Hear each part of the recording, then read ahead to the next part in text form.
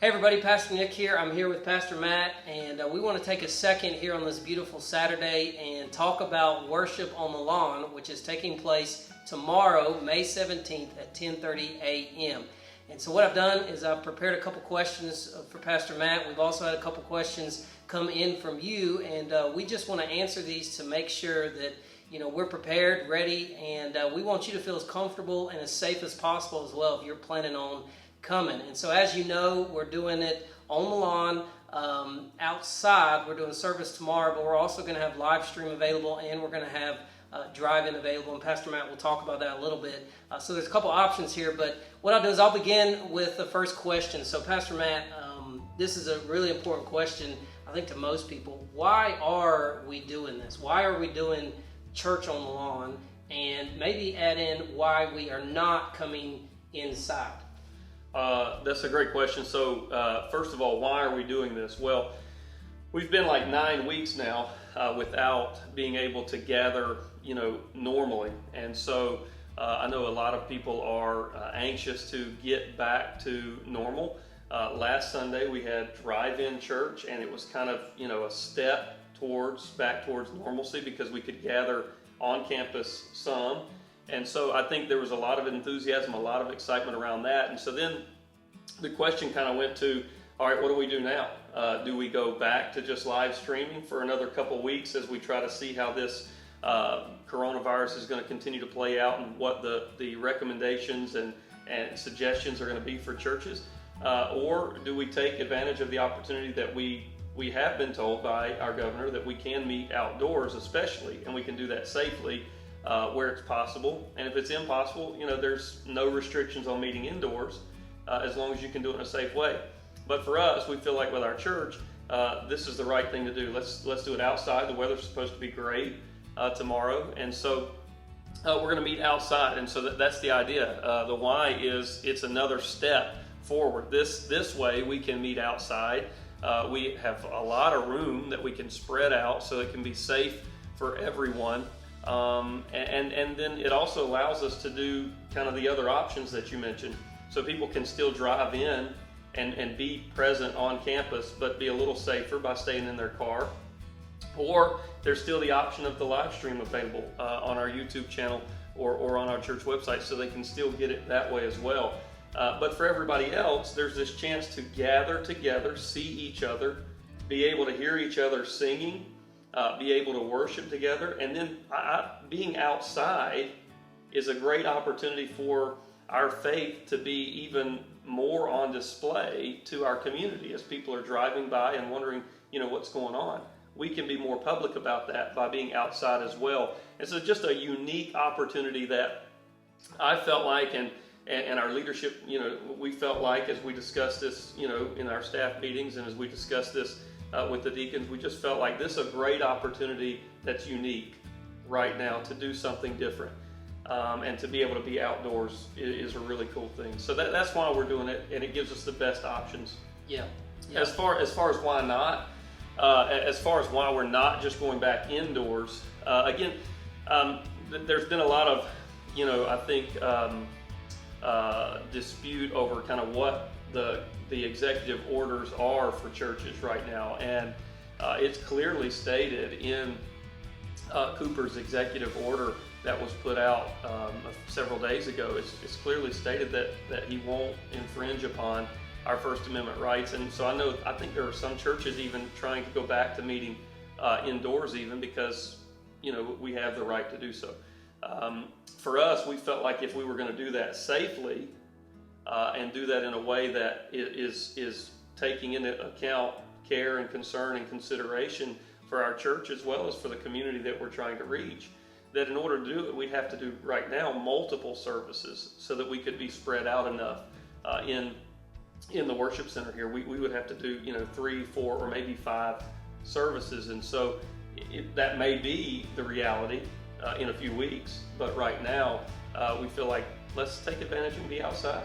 Yeah, it's going to be pretty, and I think the main thing here, it sounds like just the concern of our neighbor to be safe, to honor our government, which is great. And so maybe you could answer this too. So since we're going to be outside, this may be a basic question, but number one, where, so we talked about the lawn, where exactly is this going to take place, and then what should our people prepare for? What should they bring to make sure, they're ready? Somebody asked, can they bring tents? Is that something they can do? Should they bring chairs? Go ahead and explain, maybe where and then what they're allowed to do and bring. Yeah, so logistically speaking, you can't really miss it when you pull in on our campus at the stoplight and you pull down that driveway.